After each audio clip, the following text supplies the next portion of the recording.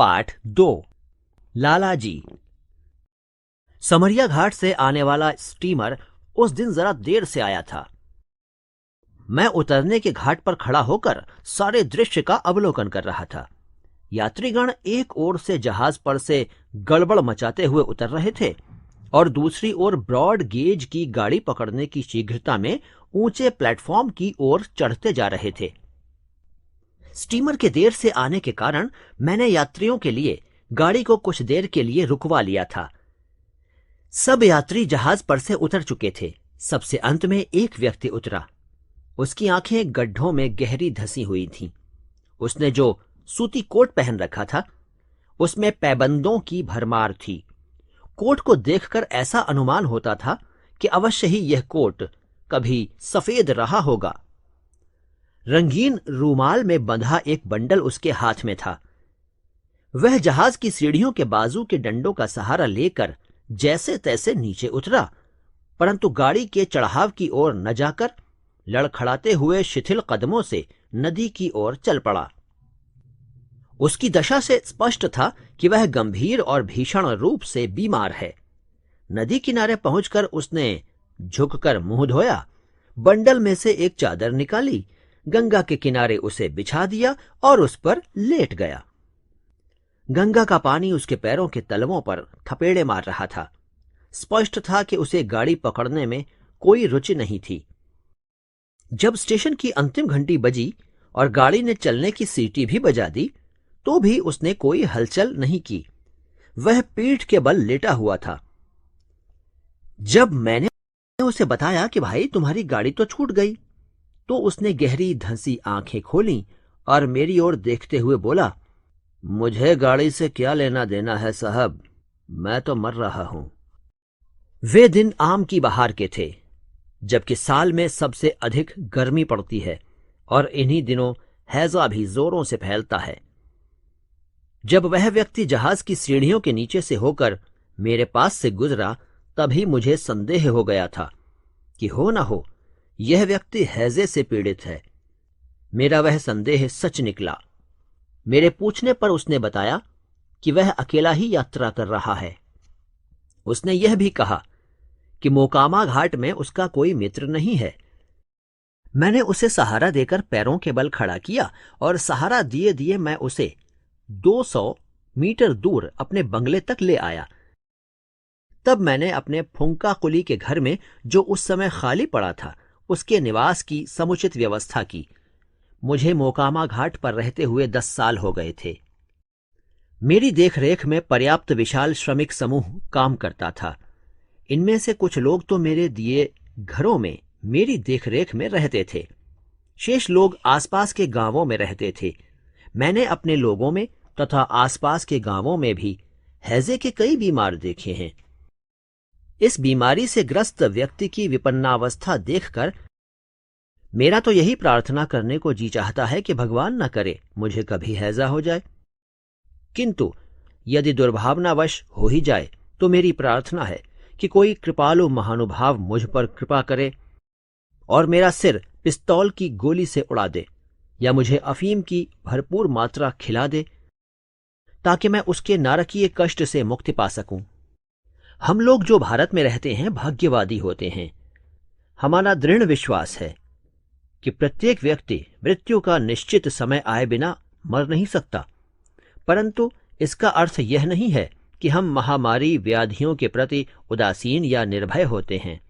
सारे भारत में हैजे से लोग काफी भयभीत रहते हैं, और जब यह एक महामारी के रूप में आता है, तब जितने लोग वास्तविक रोग से मरते हैं, उतने ही रोग के डर से मरते हैं। इसमें कोई संदेह था ही नहीं कि मेरे फुंका कुली के मकान में जो व्यक्ति पड़ा था, वह हैजे के तीव्र और गंभीर आक्रमण से ग्रस्त था। उसके बचने का उपाय यही था कि वह विश्वास बनाए रखे और साथ ही मेरी अपरिपक्व चिकित्सा भी चलती रहे। वहां मीलों तक अन्य कोई चिकित्सा सुविधा उपलब्ध नहीं थी। था तो केवल एक डॉक्टर, जिसे मनुष्य न कहकर पशु कहना अधिक उपयुक्त होगा। यह तो अच्छा हुआ कि एक अस्थायी क्लर्क ने उस पशु मानव से छुटकारा दिला दिया। स्वयं को डॉक्टर कहने वाला वह व्यक्ति निस्संदेह मोकामा घाट के इतिहास में ऐसा व्यक्ति था जो अपने पवित्र एवं सम्मानीय व्यवसाय के लिए कलंक था। उस कृशकाय व्यक्ति की सेवा के लिए मेरे पास अधिक समय न था, क्योंकि पहले से ही 3 रोगी मेरी देखरेख में थे। मैं नौकरों को इस छूत की बीमारी के चक्कर में पड़ने देने का खतरा मोल नहीं लेना चाहता था। मैं रोगी में यह आत्मविश्वास पैदा करना चाहता था कि वह मेरी औषधियों से भला चंगा हो जाएगा। इसी दृष्टि से मैंने उससे स्पष्ट कहा, मैं तुम्हें अपनी बस्ती में इसलिए नहीं लाया हूं कि तुम मर जाओ और मैं तुम्हारे शव को जलाने के झंझट में फंस जाऊं। मैं तो तुम्हें भला चंगा करने लाया हूं। पहली रात तो मैं सचमुच डर गया था, क्योंकि मुझे ऐसा प्रतीत होता था कि वह बच नहीं पाएगा। किंतु सुबह होते होते उसकी दशा में पुनर्जीवन आ गया। फिर बाद में तो उसकी दशा सुधरती चली गई। हैजा वह भीषणतम व्याधि है जो मानव शरीर का शीघ्रता से ह्रास करती है। 1 सप्ताह बाद वह इस योग्य हो गया कि अपनी राम कहानी कह सके। वह लाला एक व्यापारी था। एक समय था जब उसका धान्य व्यापार धड़ल्ले से चलता था। फिर वह एक भूल कर बैठा। उसने एक अज्ञात कुलशील व्यक्ति को अपने व्यापार में साझीदार बना लिया। कुछ वर्षों तक तो व्यापार खूब फलता फूलता रहा, किंतु जब एक दिन वह लंबी यात्रा से लौटकर वापस आया तो देखा दुकान खाली पड़ी है और उसका साझीदार गायब है। जो कुछ थोड़ा धन बचा था वह इतना ही था कि उससे ऋण चुकाया जा सके। बाजार में साख रही नहीं कि पुनः व्यापार प्रारंभ कर सके। अतः उसने एक व्यापारी के यहां नौकरी कर ली। 10 वर्षों तक 60 रुपए मासिक वेतन लेकर कार्य करता रहा। कुछ दिनों बाद पत्नी का देहांत हो गया। इस समय वह अपने स्वामी के काम से मुजफ्फरपुर से गया जा रहा था कि गाड़ी में ही उसे बीमारी ने आ घेरा। स्टीमर में तो उसकी तबीयत और भी खराब हो गई। अंत में स्टीमर से उतरकर गंगा तट पर इस उद्देश्य से चला आया था कि पवित्र गंगा मैया के तट पर ही प्राण छूटें। लाला जी, उसका दूसरा कोई नाम मुझे नहीं मालूम, मेरे साथ लगभग 1 मास तक रहा। एक दिन उसने जाने की अनुमति मांगी। मैंने उससे पूछा, यदि गया लौटने पर तुमने देखा कि तुम्हारे मालिक ने किसी दूसरे व्यक्ति को तुम्हारे स्थान पर नियुक्त कर लिया है, तब तुम क्या करोगे? लाला जी ने उत्तर दिया, कोई दूसरी नौकरी ढूंढ लूंगा। मैंने कहा, तुम पुनः व्यापारी बनने का और उसके लिए किसी से सहायता पाने का प्रयत्न क्यों नहीं करते? लाला जी ने उत्तर दिया, साहब, फिर दोबारा व्यापारी बनने की और अपने पुत्र को खूब पढ़ाने लिखाने की बात तो मैं दिन रात सोचता रहता हूं, लेकिन इस दुनिया में कौन ऐसा माई का लाल है जो मेरे जैसे 60 रुपल्ली पाने वाले आदमी का भरोसा करे और बिना किसी तरह की गारंटी के मुझे 500 रुपए दे डाले। व्यापार पुनः प्रारंभ करने के लिए इतनी रकम तो चाहिए ही। गया की गाड़ी रात 8 बजे जाती थी। उस दिन शाम को गाड़ी छूटने से 1 घंटा पूर्व जब मैं बंगले पर लौट कर आया तो देखा कि उसी दिन धोए हुए स्वच्छ वस्त्र पहने, हाथ में एक बंडल लिए हुए लाला जी बरामदे में खड़ा मेरी प्रतीक्षा कर रहा था। वह विदाई लेते समय नमस्ते कहने आया था। जब मैंने उसके हाथ पर गया का एक टिकट और 100 रुपए के 5 नोट रखे तो लाला जी का कंठ गदगद हो उठा। आश्चर्य और स्तब्धता की अवस्था में कभी वह अपने हाथों में रखे नोटों को देखता था तो कभी मेरे मुख की ओर। इसी अवस्था में स्टेशन की घंटी बज उठी, जिससे यात्रियों को सूचना मिल जाए कि गाड़ी छूटने में केवल 5 मिनट शेष हैं। तभी लाला जी ने मेरे चरणों पर अपना सिर रख दिया और बोला, आपका यह चाकर 1 बरस के अंदर ही आपका यह रुपया वापस कर देगा। इस प्रकार लाला जी चला गया और मेरी कुल बचत का अधिकांश भी लेता गया। वह कभी न कभी दोबारा मेरे पास अवश्य आएगा, इस बारे में मुझे तिल मात्र संदेह नहीं था। एक शाम जब मैं देर से घर लौटा तो उजले वस्त्र पहने किसी व्यक्ति को मैंने बरामदे में खड़ा पाया।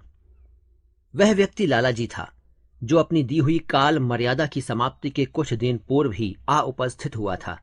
उस रात मेरी कुर्सी के पास फर्श पर बैठकर उसने अपनी व्यापारिक गतिविधि का विवरण बताया कि किस प्रकार व्यापार में सफलता प्राप्त हुई। धान के कुछ थैलों से व्यापार प्रारंभ किया, वही व्यापार इतना बढ़ गया कि 3 टन धान का लेन देन करने में समर्थ हो गया। अब उसका पुत्र एक अच्छे स्कूल में पढ़ता है। उसने एक धनी व्यापारी की बेटी से विवाह भी कर लिया है। इतना सब कुछ उसने 12 महीनों की अल्प अवधि में ही कर दिखाया था। जब उसकी गाड़ी छूटने का समय पास आ गया तो उसने 500 रुपए के नोट मेरे घुटनों पर रख दिए। फिर अपनी जेब से एक थैली निकाली और मेरी ओर बढ़ाकर बोला, ये 25% के हिसाब से लगाया गया आपके कर्जे का कुल ब्याज है। जब मैंने कहा कि मित्रों से ब्याज लेने का हमारे यहाँ रिवाज नहीं है, तो मुझे लगता है कि उसे यहाँ आकर जो परम आनंद हुआ था, मेरी इस अस्वीकृति ने उस आनंद का आधा भाग अवश्य नष्ट कर दिया होगा। विदा होने से पहले लालाजी ने मुझसे कहा था, जब मैं 1 मास तक यहां था तब मुझे आपके नौकरों से पता चला था कि आप पर एक समय ऐसा आया था जब आपको केवल एक चपाती और दाल पर गुजर करनी पड़ती थी। भगवान न करे आप पर फिर कभी वैसे दिन आए, मगर यदि कभी ऐसा हुआ तो आपका यह गुलाम अपना सर्वस्व आपके चरणों पर न्यौछावर कर देगा। जब तक मैं मोकामा घाट में रहा, अर्थात इस घटना के 11 वर्ष बाद तक, प्रतिवर्ष लालाजी के बाग से चुने हुए उत्कृष्ट आमों की एक विशाल टोकरी मेरे पास आती रही।